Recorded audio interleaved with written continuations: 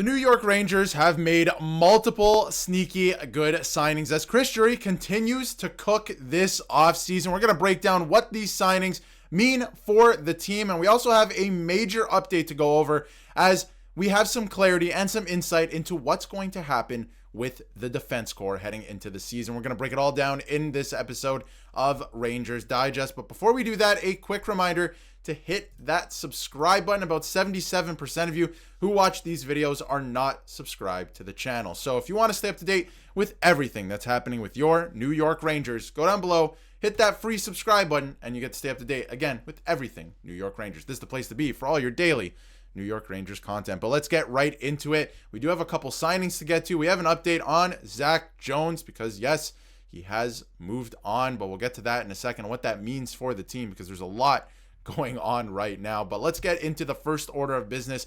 A couple really good depth signings by Chris Drury to follow up a very successful day one of free agency. And he signed Taylor Raddysh, who spent all of last season with the Washington Capitals. He spent all of last season with quite literally the best team in the National Hockey League. And you can see here Taylor Raddysh has signed for 2 years at $1.5 million, which is great value for what he brings to the team. We'll get into that in a second.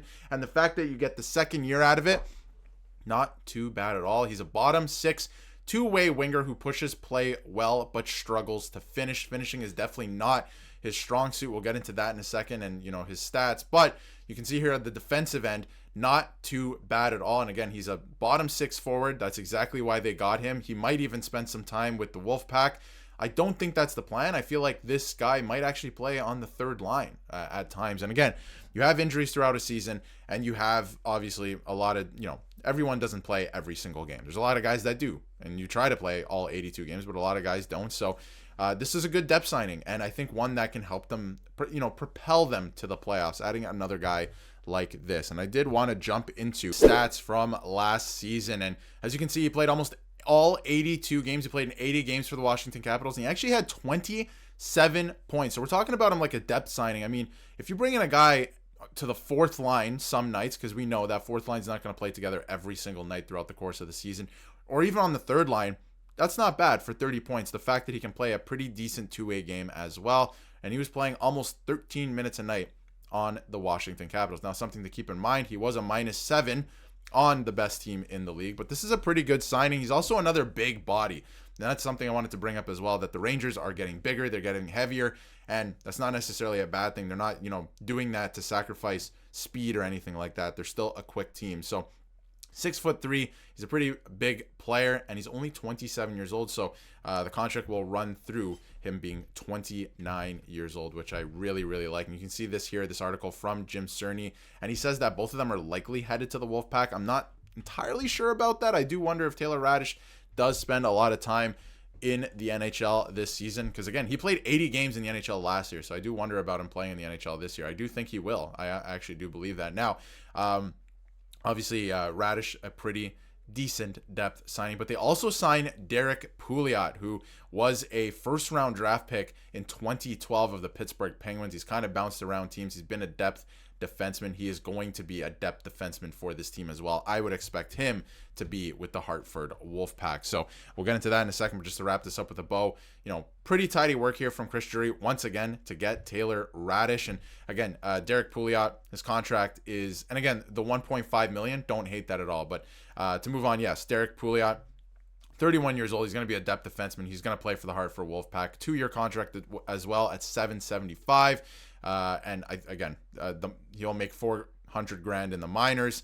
You can bury the contract as well. I don't mind this at all. It's a depth defenseman. If there's injuries along the way, you can bring him up. He has NHL experience. I like this move. So, especially if you're moving off of Carson Soucy, which we'll get into in a second, I do really like this move. Now, you can take a look here at the new and improved defense core of the New York Rangers, and man, I love this. And we're going to be talking about this on stream later this evening at 4:30 p.m. Eastern. Brett and I were going to be live talking about all the new acquisitions, but this is kind of what the defense core is looking like right now, and boy, oh boy, does it look good. You got Gavrikov, you got Adam Fox. That is the best first pairing the Rangers have had in a very long time. I'm very excited about that, especially at the $7 million cap hit for Gavrikov. He has a very active stick. He's a great defensive defenseman.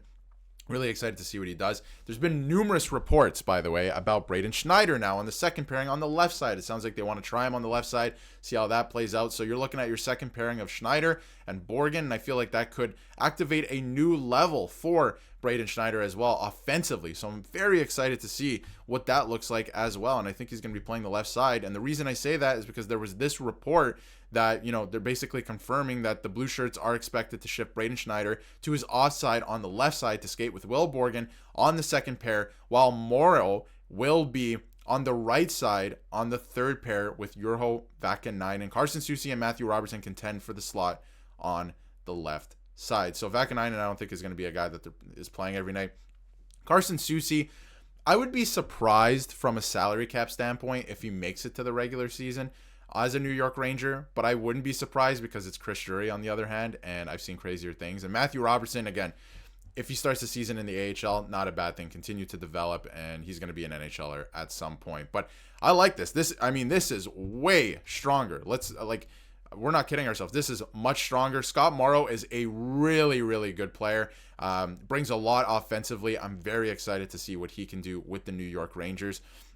Because, again, not the greatest defensively, but a great offensive defenseman. Put up insane numbers in the AHL as well. And you can see here all the advanced analytics. He is an advanced analytic darling. So really like the fact that they got this player. I mean, the fact that, and I said it at the time in the video we made, the fact that they got Scott Morrow back in return for Keandre Miller, and not just like a 1-for-1, the fact that you got a first and a second as well, that is an absolute steal, a heist, whatever you want to call it at this point in time.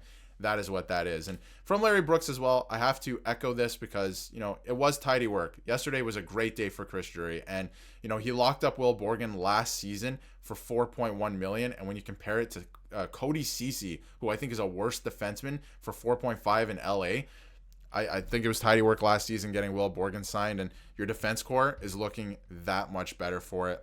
Absolutely love it. I think it's fantastic. Now, a couple housekeeping items before we wrap up here. And again, I will echo that we will have a stream later today to wrap up everything that happened during free agency. And I'm sure there's going to be some more moves because we'll get to it in a second. Salary cap isn't looking too great for the Rangers. They don't have much room to do anything else at this point in time. But I don't know if they have to do anything else. They've rebuilt the defense pretty well there. But anyway, Zac Jones has moved on. He was made a free agent. The Rangers did not sign him a qualifying offer. He became a UFA and now was signed by the Buffalo Sabres for 1 year at $900,000. Could the Rangers have done that? Could they have matched that? Maybe, but did he factor into the plans? I'm not so sure because when you look at this defense core, I don't know if there was room for him anymore on the Rangers. So I'm glad that he's getting a shot somewhere else. I believe in that player. I think he's a great player, but I really love, he's gone now. He's a Buffalo Sabre. I love the defense core that the Rangers have moving into the season. Maybe not Carson Soucy there. I would imagine it's Vakanainen or Robertson.